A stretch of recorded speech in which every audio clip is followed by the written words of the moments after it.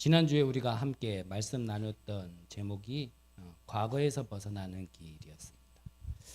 그래서 제목은 그렇게 정했지만 좀 더 풀어서 얘기를 한다면 내 과거에서 벗어나서 정말 있었던 모든 것들이 발판되어지는 그 비밀을 누리자라는 거였습니다.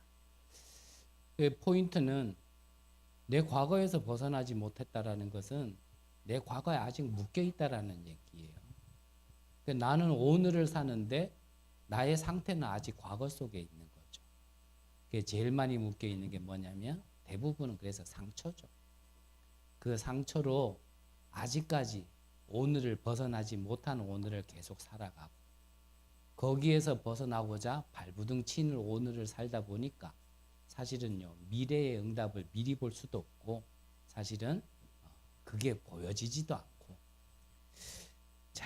우리가 그렇다면 반대로 얘기하면 과거에서 복음으로 우리가 벗어날 수 있는 그 비밀을 가지고 있었던 모든 것에 대한 하나님의 이유, 계획을 찾는다라면 그거는요 나를 발목 잡는 게 아니고 나를 더 높은 곳으로 갈 수 있게 하는 디딤돌이 되어진다라는 겁니다. 그러면요 오늘도 달라져. 그러한 오늘을 살면 미래도 분명히 다릅니다.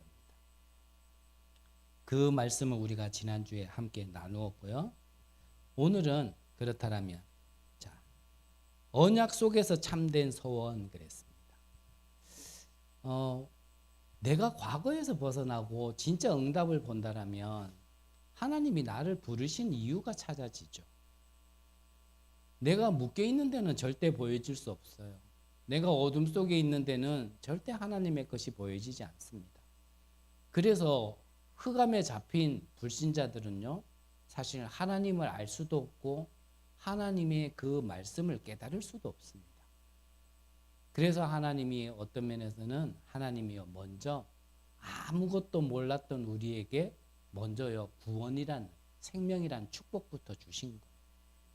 일단 벗어나야 뭐가 보이더라도 보이고요 깨달아지더라도 깨달아지지 벗어나지 못한 데는 아무것도 안 되는 거예요.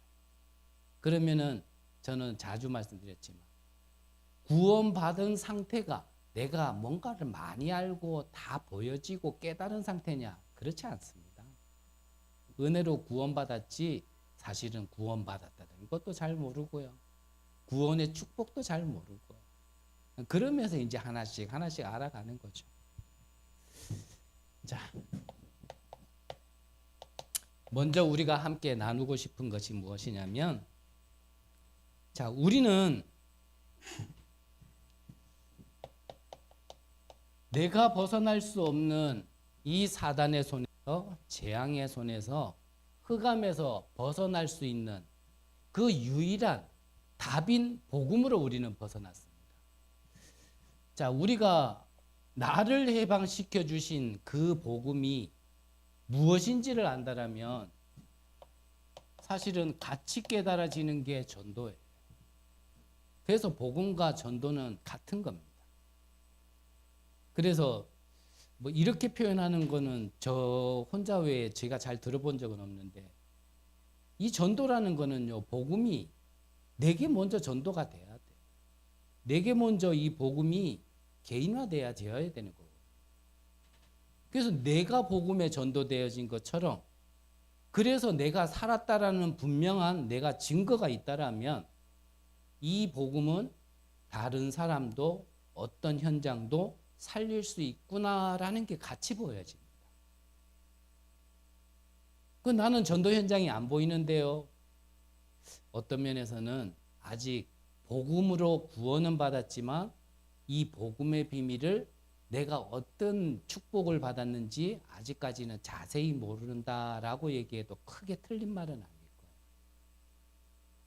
똑같은 말이지만 내가 복음으로 살았다라는 걸 안다라면 분명히 이 복음으로 살 사람 영혼과 현장이 보여지게 되어 있습니다. 그러면 이 복음으로 내가 살았다. 이 복음으로 내가 전도됐다라는 말은 다른 말로 하면 그게 뭡니까? 그걸 보고 구원받았다라고 얘기하는 거고요. 내가 생명을 얻었다라고 얘기하는 거겠죠. 그래서 누가복음 3장에 보면요. 누가복음 10장에 보면 예수님께서 제자들을 70인 제자들을 불러가지고요. 두 명씩 짝지어 보내요. 현장으로. 그래가지고 예수님의 어떤 훈련을 받았는 제자들이 현장으로 가가지고 예수님의 가르침대로요. 주의 이름을 선포했는데 현장에서 어떠한 역사가 일어났냐면 그 이름 앞에 흑암이 귀신이 무너지는 그 증거를 본 겁니다. 그러니까 그동안은 훈련만 받고 듣기만 하던 이들이 현장 가서 그걸 확인하니까 너무나 기쁜 마음으로 예수님 앞에 와가지고 주여, 주의 이름으로 우리가 그러한 현장에 선포했더니 주의 이름을 선포했더니 귀신이 쫓겨나가더이다 그랬어요. 그러니까 예수님이 뭐라 그러셨냐면 너희가 내 이름으로 귀신이 쫓겨난 것 때문에 기뻐하지 말고 너의 이름이 생명책 하늘에 기록된 것으로 기뻐해라 그랬거든요. 우리의 근본적인 응답과 근본적인 행복은 바로 이 구원받았다는 것, 내게 생명이 있다라는 것, 이게 더 중요하다 그 말입니다.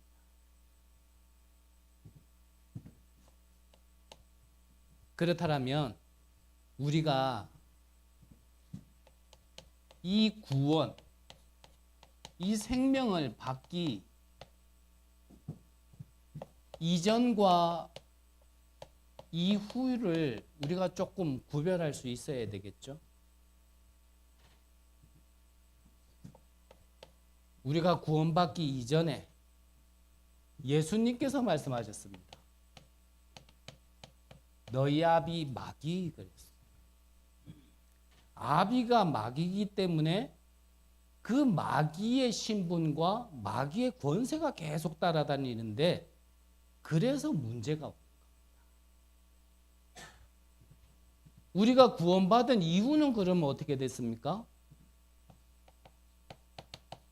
하나님의 자녀가 되는 권세를 주셨다 그랬어요. 그래서 열심히 사는 게 중요한 게 아니라니까요. 부지런히 사는 게 최선을 다하는 게 우리가 살아가는 방식이 아닙니다. 아무리 열심히 살고 최선을 다하고 살아도요. 그 사람의 신분과 배경이 해적선이라면 그 사람은 열심히 하는 만큼 다른 사람을 해치게 되죠. 그래서 종교는요. 자신도 죽이지만 남도요. 사단의 함정에 빠뜨리는 거예요.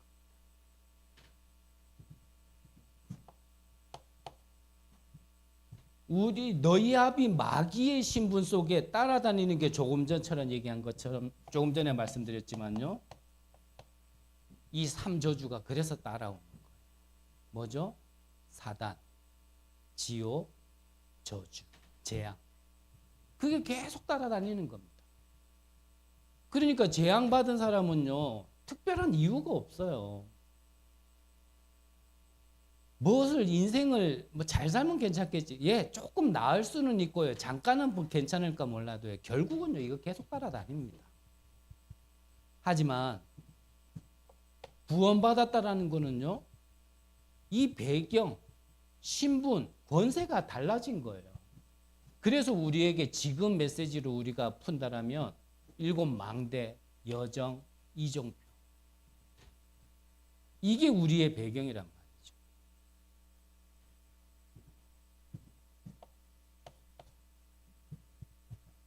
신분이 너희 아비 마귀라면 그래서요 한다고 하고 발부둥 치고 방법을 찾는 게 그게 다 뭐냐면요 종교란 말이에요.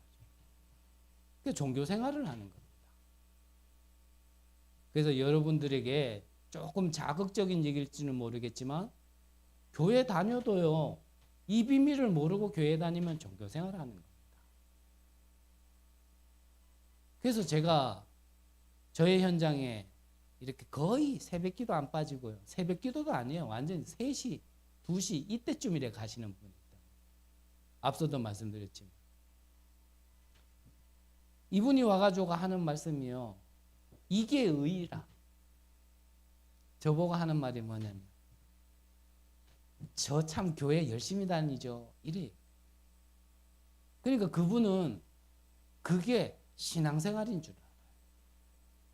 남보다 일찍 가가지고 교회 청소하고 그 청소하는 것 때문에 목사님한테 사랑받고 인정받고 남들에게 모범이 되었지. 교회 안 빠지는 그게 신앙생활인 줄 알고 한다니까요. 그분에게 저한테 그랬다 그랬잖아요. 처음에 말 걸 때는 나한테 뭔가 전달하려고 말을 걸었는데, 쉽게 말하면 전도하려고 말을 걸었는데, 제가 일부러 뭐라 그러냐 싶어가지고요. 제가 종교 있냐 묻길래 저 그런 거 안 믿습니다 그랬거든요. 그분이 뭐라 그래요? 전도하려고 말을 걸었으면 그래도 예수 믿어야 축복받습니다. 이 정도는 해야 될 거 아니에요. 뭐라 그러냐면 안 믿는 것도 괜찮아요 이러더라고요. 종교는요 하면 할수록요 이게 더 따라옵니다. 그래서 우리는 신앙생활을 해야 되는 거예요. 뭐죠? 믿고 바라보는 생활을 해야 돼요. 그럼 뭘 믿고 뭘 바라봐야 되는지는 우리가 뭐 이미 너무 많이 들어서 알고요. 믿고 바라보는 생활. 우리가 구원받기 전에는 신분상 마귀의 자녀이기 때문에 재앙이 올 수밖에 없고 한다고 하는 게 종교 생활을 할 수밖에 없었지만 구원받은 우리라면 그렇다면요 우리가 좀 달리 봐야 돼. 좀 벗어난 거로 봐야 돼. 하나님의 자녀에게 하나님이 약속하신 성삼위 하나님의 배경, 인도 역사, 보좌가 나의 축복이 되어지고 능력이 되어지고 그걸로 인해서 나의 삶시대가 바뀐다라는 그 축복을요 내가 걸어가고 있고 나의 미래에 그 축복이 예비되고 있다라는 걸요 우리는 그걸 봐야 되거든요. 그거를 믿고 바라보고 가는 게 신앙생활이란 말이죠. 자, 방금 말씀드린 대로 그렇다면 구원 못 받은 것처럼 이전에 사단에게 묶여있는 나의 수준으로요 신앙생활하면 절대 응답받을 수 없습니다. 그래서 내가 구원받은 게 일단은 내가 구원받은 게 확실하다면 나는 필요 없는 겁니다. 우리는요 이 하나님의 수준이 나의 수준이어야 됩니다. 그 말이 무슨 말입니까? 지금부터요 하나님의 수준으로 모든 것을 다시 봐야 됩니다. 다시 봐야 돼요. 내게 문제만 있으면 아직까지 또 문제가 아직까지는요 하나님의 수준 하나님의 복음으로 보지 못한 겁니다. 그러면 지난주에 말씀드린 것처럼 과거에서 벗어나지도 못한 거고요. 과거에 묶여서 또 그 문제는 올 수밖에 없어요.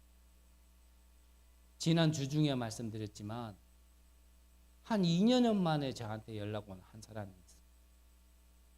본인이 너무나 힘들고 자녀 문제도 해결할 길이 안 보이니까 저에게 연락을 했겠죠.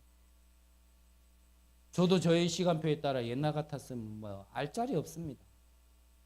당장 지금 복음이 필요한 사람이 있는데 뭐 이거 재고 저거 잴 게 어디 있어요. 당장 쫓아갔을 텐데 글쎄요. 저도 뭐 지금 옳은 기준으로 가는 건지 뭔지는 모르겠지만 이전에 가지고 있었던 기준이 좀 흔들리고 있는 재정립되어지는 시간표라서 조금 보자. 그러면서요. 조금 며칠 놔두고 내가 연락을 해봤더니 이 친구는 아직까지 무엇을 찾냐면 복음을 찾아서 내가 근본적인 해답을 얻으려고 하는 게 아니라 지금 문제와 지금 갈급함에 대한 대안을 찾는 거예요. 그래서 이 친구에게는 가도 조금 힘들지 않을까?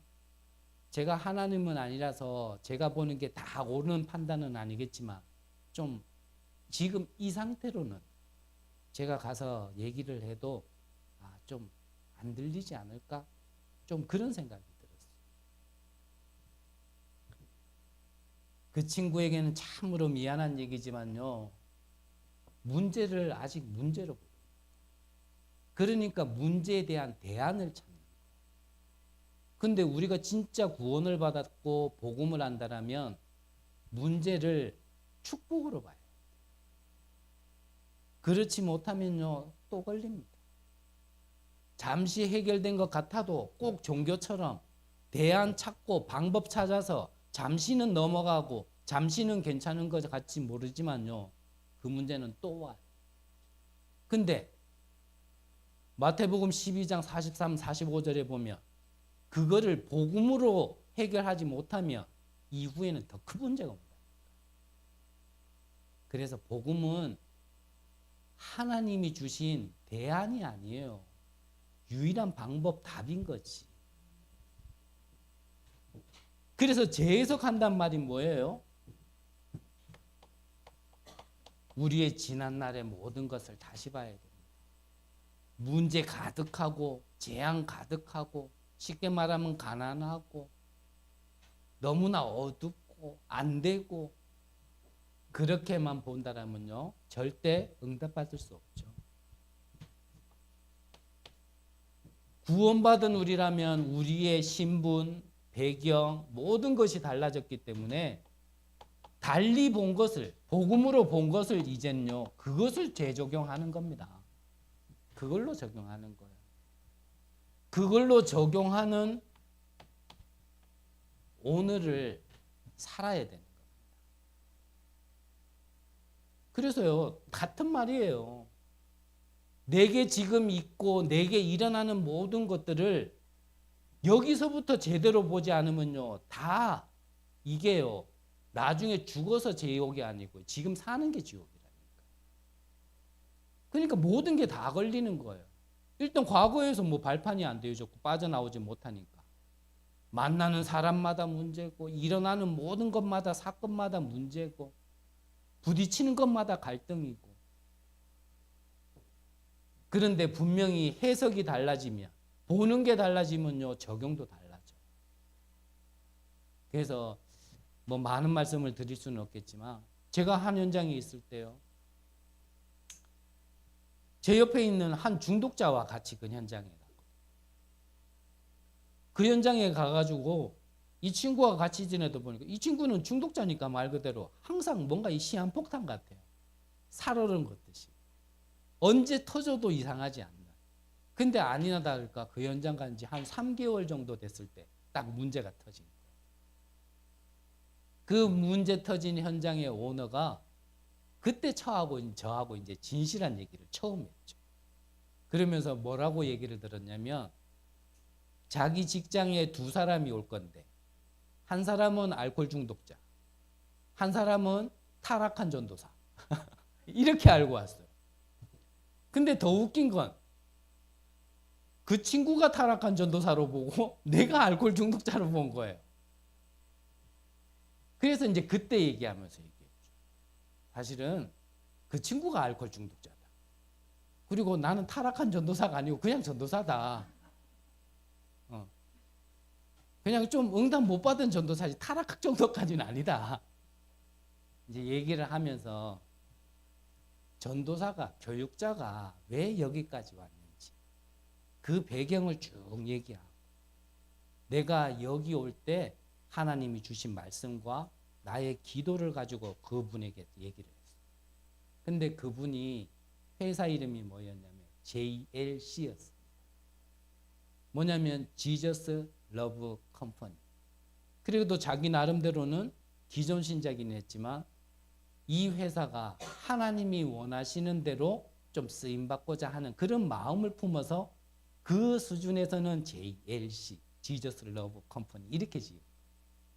그러면서 제 얘기를 떡더니 뭐라고 하냐면, 전사님, 내가 이 회사를 세울 때 나는 하나님 앞에 좀 쓰임받고자 하는 그 마음으로 세웠습니다. 근데 전사님 얘기 들으니까 뭔가 이 안에 답이 있을 것 같습니다. 나를 도와달라고 그러더라고요. 그래서 여러 번 얘기했지만 그분을 데리고요, 일주일에 한 번씩 예배드렸어요. 한 2주 정도 지났나? 일주일에 한 번 가지고 안 되겠대요. 더 드려야겠대요. 그럼 좋다. 그러면서 일주일에 2번, 3번 예배를 드렸어요. 그리고 나서 한 2주, 3주 또 지났나? 이걸로도 안 되겠대. 자기는 매일 예배 드려야겠대. 그러면 좋다. 출근하기 전에 우리 교회당에 와라. 아침에 같이 예배 드리고 그리고 출근하자. 이래가지고 그 사건 하나를 계기를 통해 가지고요. 이 한 사람이 변하니까 그 직장 안에요. 이 복음이 전파되어지기 시작하는데요. 생명이요. 계속 맺히기 시작합니다. 나중에는 원래 있었던 멤버는요. 이리저리 어떠한 일 속에서 다 이렇게 흩어졌는데 거기서 복음 받은 사람들이요. 교회당을 딱 채우더라고요. 문제로워입니다. 여러분들이 구원받았다라면요. 문제는요. 하나님의 특별한 계획이 있는 겁니다. 근데 그게 그렇게 안 보이는 게 내가 문제란 말이에요. 지금 얘기한 게 뭡니까? 재해석되어지고 재적용되어지면 재창조 뭐죠?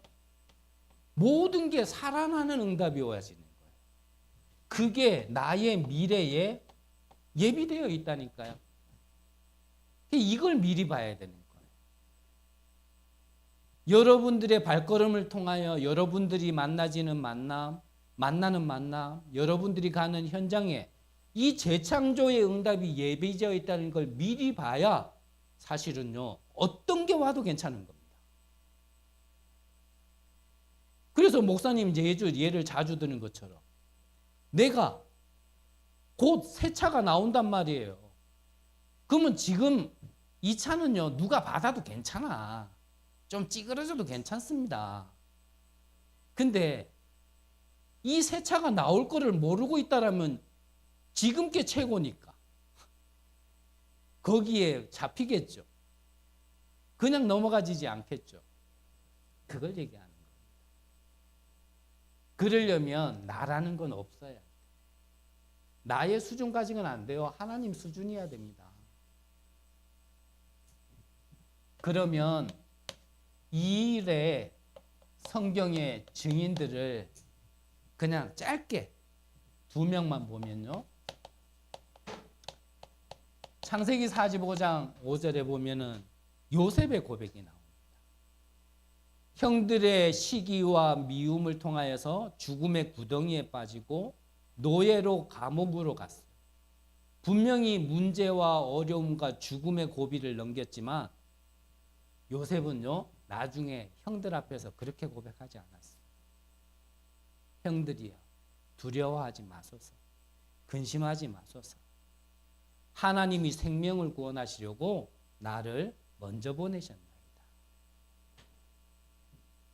달랐어요. 남들 같으면 이 빡빡 깔았겠죠. 다른 사람도 아니라 형들이 나를, 내가 그 보디발의 앞마당까지 축복받게 했는데 근데 나에게 누명을, 내가 자기 꿈까지 해석해 주며 감옥에서 나오도록 도와줬는데 나를 잊어? 거기에 억울함과 그게 한이 돼가지고 분명히 안 걸려 죽었겠죠. 근데 요셉은요, 다른 걸 봤어요. 그러니까 요셉 한 명 때문에 그 가문 살았죠. 이스라엘이 축복받았죠. 심지어는 애굽까지도 살아났어요.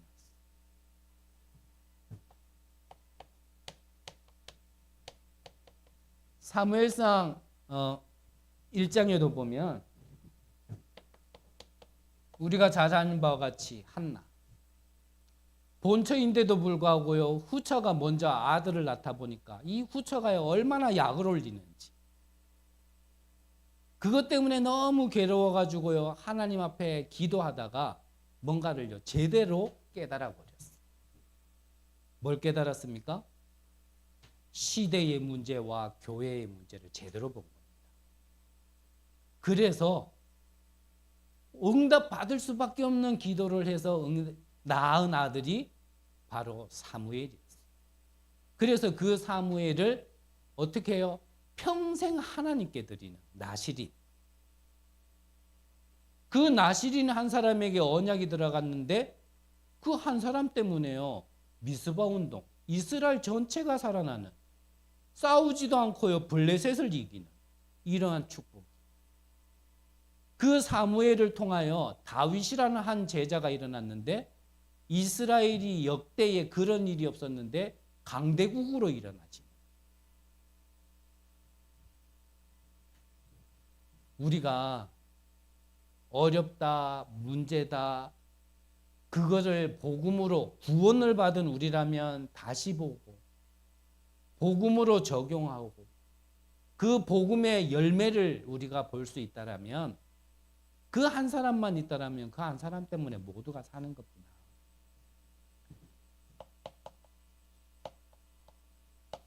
그러면 본론으로 오늘 제목에 언약 속에서 참된 서원 그랬습니다. 오늘 성경에 읽었던 거 보면 그 서원을 했다라면 깨뜨리지 말고 지켜라 라고 얘기했거든요. 그러면 언약 속에서 참된 서약이란 말을 먼저 푼다라면 대부분 내 지난날 과거에서 해방되어지지 않으면요, 사실은 우리가 복음을 붙잡는 것도 언약을 붙잡는 것도 사실은요 나의 상처 속에서 다 붙잡아요. 그러니까 저는 자주 표현하지만 가난한 자가 그 상처 속에서 복음을 받을 때는요 가난에서 벗어나려고 복음 붙잡니다. 사람들에게 인정받지 못하고 무시당하며 내 자리가 없었던 사람은요 복음으로요 성공하려고. 그러니까 다른 말로 하면 내 과거에서 벗어나지 못한 사람은요 창세기 3장 나밖에 몰라요. 창세기 6장 뭐죠? 그 수준 안에서 육신 것밖에 모른다니까요. 영의 것 하나도 모르고. 11장 성공도요 틀린 성공. 그 상처로 인한 그 벗어나고려 하려는 그 성공. 그래서 돈도 벌어보려고 하고 뭔가 복음이면은 하나님의 능력 받으면 내가 뭔가 될 것 같으니까 대부분 그렇게 서약을 붙잡는다라는 거예요.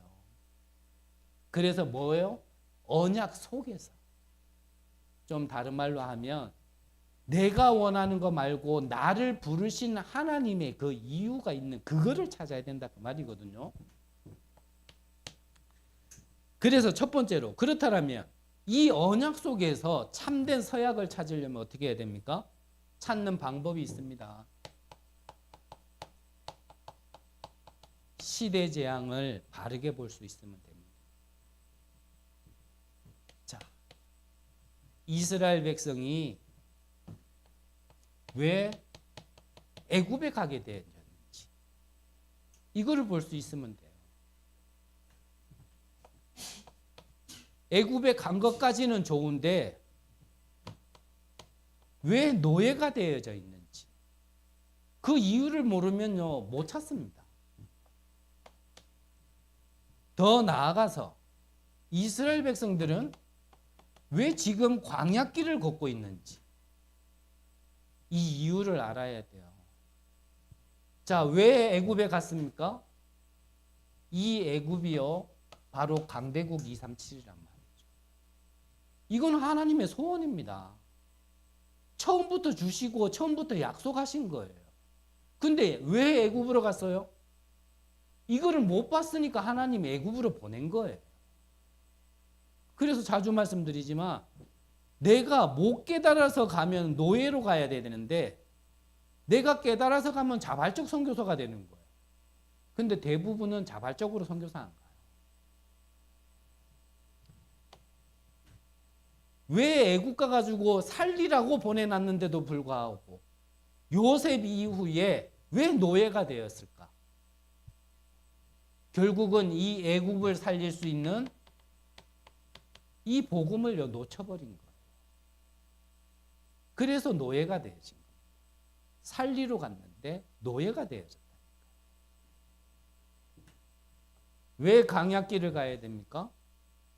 모세를 통하여 이 복음을 회복하고 출애굽까지 했지만 왜 광야길을 가야 되냐면 이 복음이 완성되기로 약속한 땅이 있습니다. 애굽에서 축복받는 게 전부 아니에요. 대부분 조금 응답받았다 하면 그게 전부인 줄 알고 생을 거는데 그렇지 않습니다. 우리에게 하나님이 축복 주신 이유는요. 그 축복을 발판으로 그 이후의 것이 있는 거예요. 미래의 응답, 정복이라는 게 있기 때문에 그래요. 그래서 이유를 찾아야 참된 서약, 나의 진짜 응답을 볼 수 있다라는 겁니다. 두 번째로는 뭘 봐야 되냐면, 앞에서는 시대 재앙이라 그랬지만 왜 지금 자꾸 멸망이 있는지 그 이유도 봐야 됩니다. 자, 강대국 우리가 역사를 통해서 아시잖아요. 전 세계에 가장 많은 땅을 정복한 사람이 나폴레옹이 아니죠. 칭기스칸입니다. 근데 칭기스칸이요, 그렇게 많은 영토를 차지했지만 그 칭기스칸의 왕국이요 오래가지 않았어요. 중국의 전 나라를 통일했던 진시황, 처음으로 황이라는, 시황이라는 칭호를 스스로 붙였다니까요. 너무 넓은 땅을 통일했기 때문에. 근데 그 진시황마저도요 30여 년밖에 지속되지 않았어요. 지금까지 세계사에 있었던 강대국, 복음 때문에 자기들이 축복받은지도 모르고 우리나라에는 해가 지지 않는 나라다라고 얘기했던 영국, 지금요 어떻게 된지 아시죠? 경제고 뭐고 다 무너졌습니다. 세계사 속에서도 성경사 속에서도요, 이 강대국들이 진짜 세상을 살리거나 그게 지속된 적 아무도 없어요. 결국은요 멸망 다 받았습니다. 이 강대국들이 왜 멸망을 받았습니까? 이들이 한 게 뭐냐면 우상을 섬기고 신전을 세웠기 때문에 그래요. 이유를 알아야 돼요. 그래서 종교하지 말라는 겁니다. 다른 종교에서는 다 귀신 섬기라 하는데 성경에서만 귀신 섬기지 마라 그래요. 이 멸망이 있는 걸 아니까 여기에 약소국, 이들은요 다 여기에 노예로 끌려와요. 그래서 아직까지도 굿하고 점하고 어느 소수민족, 5천종족 이제 소수민족 가면요 아직까지도 자기 부족 안에 이런 주술사가 있다니까. 의료 혜택도 없고 문명 혜택도 없으니까 좀 아프면은 그 사람한테 가가지고요 점치고 굿하고 이래가지고 병 낫는다 생각해요. 그래서 멸망하는 겁니다. 그런데 더 중요한 건 여기에 이스라엘은 어떠냐 말이죠. 이게 우리의 모습이에요. 여기에 종로를 타고 있어요. 다시 말하면 심부름하고 있어요. 좀 성공하고 괜찮은 직장 들어갔다라고 얘기하는 게 결국 다 네피림이 장악한 3단체 밑에 가가지고 심부름하고 있다. 우리는 우리 후대들을 그런 직장 들어가면 야, 니 공부 잘했네. 니 참 그동안 열심히 했네. 거기 들어가기 위해 가지고요. 후원 다 해주고 뒷받침 다 해주고 그래가지고 거기에 들어가면 아 뭔가 그래 역시 랩노트 남네. 그거 아닐 건데 저는 그런 생각. 그래서 멸망받는 거예요. 마지막 세 번째로요. 방금 말씀드린 대로 그래서 후대가 자꾸 멸망하는 거예요. 우리 후대들이 왜 멸망합니까? 후대들은 이스라엘에서 출애굽해서 광야에서 난 후대들은 뭘 못 봤냐? 이 출애굽의 비밀을 본 적이 없어요. 즉 그 말은 무슨 말입니까?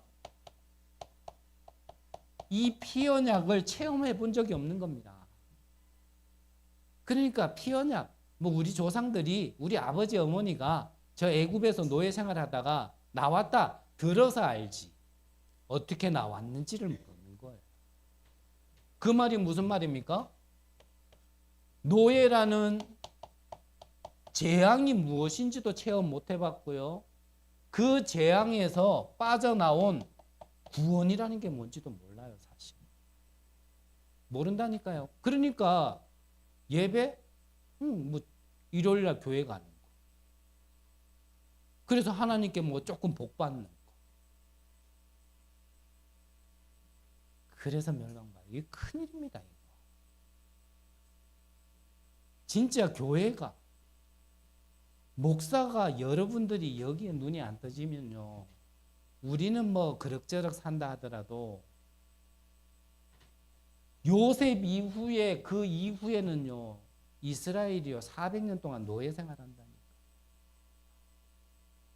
여기에 무감각하더라면 좀 많이 생각해 봐야 돼요. 많이.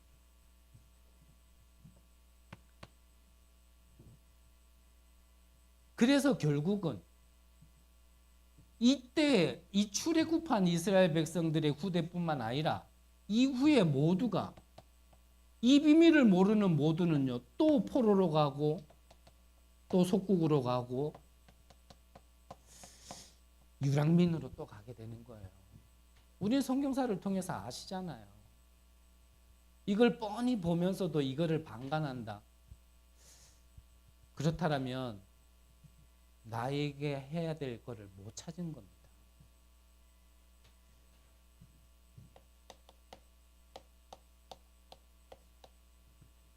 그래서 결론적으로 다시 말씀드리지만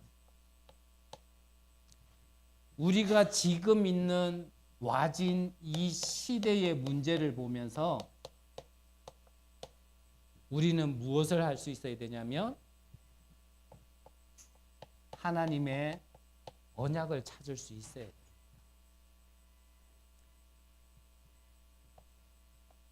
이 언약이 찾아졌다라면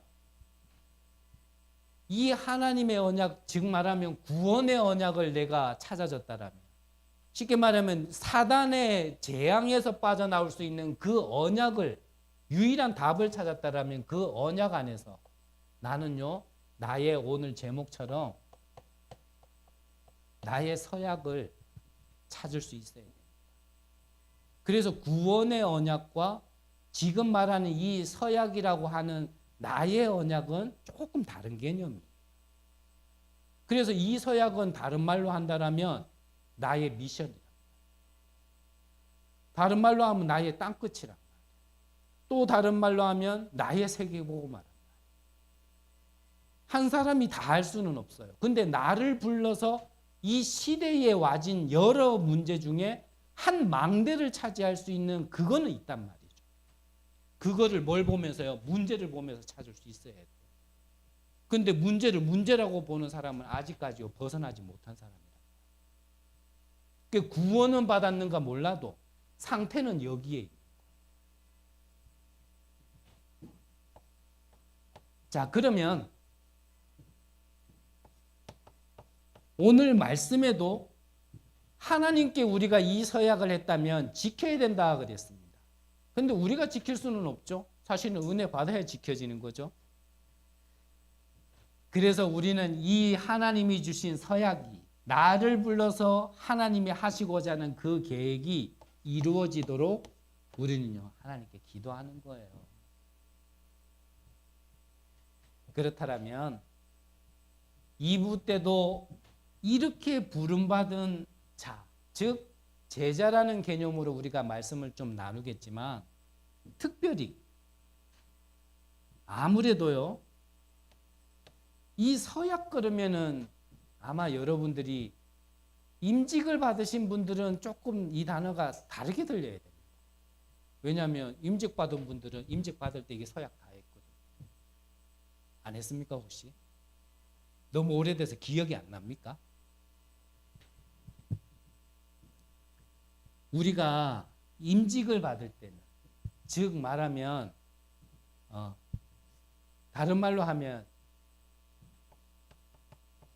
안수를 받을 때 기름 부음을 받는다라고 표현하잖아요. 그러면 이 기름 부음 받는다는 거에는 조금 의미가 있는데 하나는 이 성령의 능력이 임한다 이런 뜻이 있습니다. 또 하나는 뭡니까? 앞에 거는 잘하는데 뒤에 거는 아시긴 아는데 조금요 좀 쉽게 지나가는 부분이 있는 것 같아요. 안수할 때 성령이 임했다라는 얘기는, 그래서 안수한다라는 의미는 뭐냐면 이제 성령이 내게 주인이 되어지기 때문에 내 생각대로 한다가 아닙니다. 이 성령의 인도 따라 한다, 그런 의미도 같이 있는 거예요. 그래서 안수받은 자는, 특히 구원받은 모든 자가 하나님이 주인 되어서 인도 따라가야 되지만, 특별히 안수받은 자들은요 성령의 능력으로 성령이 주인 되어져서 성령이 시키는 대로 하는 데에 대한 순종이 담겨 있는 겁니다. 그래서 안수받은 사람, 특히 저같이 목사 또 중직자 이런 분들은요 내게 없어야 돼요. 하나님이 원하시는 대로 해야 되는 겁니다. 그 의미가 있어요. 그래서 여러분들이 안수받을 때 어디 다른 데서 안수받은 거 아니잖아요. 누구에게 안수받았어요? 교회와 교회 목사를 통해서 안수받았잖아요. 그 말은 뭐냐면 여러분들이 교회를 섬기되 이런 순종의 의미도 있는 겁니다. 그래서 저도 이래야 되지만 특별히 여러분들 중에 임직을 받으신 분들은 내가 이렇게 부름받은 자로서 이제 나의 삶에 대한 결론을 내야 돼요. 시간이 많이 가버렸는데, 내가 임직받아서 무엇을 해야 돼서 무엇을 하며 살아야 될지 아직까지 그걸 못 찾으셨다면 그것만큼 급한 거 없습니다. 그래서 오늘 시간이 좀 가도 어쩔 수 없는데 여러분들이 조금 이해할 수 있도록 이렇게 말씀드린다라면, 제가 비행기를 처음 타봤을 때 저는 평생에 비행기도 못 타보고 죽을 놈인 줄 알았거든요. 항상 비행기 날아다니는 거 보면 저거 타는 사람은 나오고 다른 세계에 사는 사람. 저는 그렇게 인식을 했고, 근데 그 비행기를 제가 은혜 속에 타고 있더라고요. 그것도 선교라는, 문화 선교라는 그 발걸음 속에 제가 비행기를 처음 타봤거든요. 처음 타보니까 뭐 비행기 에티켓을 제가 압니까? 모르죠. 더군다나 장시간 비행기라서 뭐 그 좁은 데 앉아 있으면 타보신 분 알겠지만 안 타보신 분들은 비행기 타면 좋겠다. 와 그렇게 오래 탔어? 뭐 이러겠지만요. 그 좁은 데서 발도 못 펴고 타보면요 솔직히 배도 안 고프고 먹어봐야 소화도 안 되고요. 막 온몸이 쑤시고요. 막 얼마나 피곤한지. 그러다 보니 뭐 이제 기내식이 나오는데 나는 뭐 밥맛도 별로 없고 이래가지고 옆에 아주머니가 한 분 앉아 있어요. 그래서 나는 별로 먹기도 싫고 이분하고 이제 고전에 좀 얘기한 게 있어서 이것 좀 드실래요? 이랬더니 이분이요 뭐라 그러냐면 정색을 하면서 비행기 안에서는요 이러는 거 에티켓 아닙니다 그러더라고요. 근데 그게 말꼬리가 돼가지고 얘기하다 보니까 이분이 기정교회 권사님이시죠. 그래요? 저는 대구의 모교회에 저는 전도사입니다. 전사님이 이렇게 어디 이렇게 가시냐. 그래서 우리 교회에서 이런 문화 선교 때문에 지금 이 비행기 안에 수십 명이 같이 가고 있습니다. 너무나 좋은 일 하신다. 전도사니까 말 꺼냈겠죠.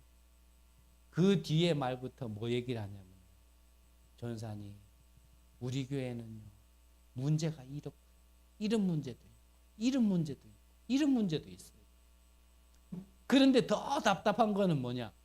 이거를 아무도 보는 사람이 없대. 자기 혼자 속 타는 거라. 이것도 문제고 저것도 문제인데 이거를 아무도 괜찮은 듯이 그냥 잘 지낸대. 근데 자기는 그게 안 돼. 그래서 그분에게도 얘기했어. 권사님, 교회 안에 여러분들이 계신데 다른 분들은 안 보이는데 그거를 왜 하나님이 권사님에게만 보이게 하셨을까요? 하나님이 계시고 하나님이 인도하신다라면 하나님의 뜻과 계획이 있지 않겠습니까? 그걸 두고 애타하고 답답해할 게 아니라 그 부분 두고 기도하시고 그 부분에 응답받으시라고 권사님에게만 보이게 하신 거 혹시 아닐까요? 라고 얘기합니다. 이분이 뭔가 이렇게 퍽 왔나 봐. 그렇네요. 라고 얘기하다. 그러면서 뭐라고 얘기하냐.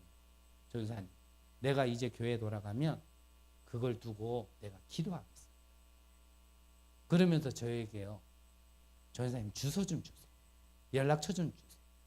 제가 선물도 보내주고 우리 집에 있는 책도 보내줄게요. 어떻게 했을까요? 저한테 벤츠 사준다는 사람 많았습니다. 역시나 아무것도 안 해요. 그 말을 하려고 그러는 게 아니고요. 우리는 진짜 내가 기도하고 응답받아야 돼. 나를 불러서 하나님이 하시고자 하는 거는요. 다른 데서 찾는 거 아닙니다. 시대 문제 통해서, 시대 재앙 통해서, 멸망을 보면서, 후대를 다가올 문제를 보면서, 그걸 보면서요. 내가 해야 돼. 내가 응답받아야 돼. 그거를 찾는 겁니다. 여러분들 가운데 이런 한 사람만 있으면 교회 살리고요. 여러분들의 가정 속에 이걸 보고 기도할 수 있는 사람이 있다면 그 사람이 가정 살리는 거예요.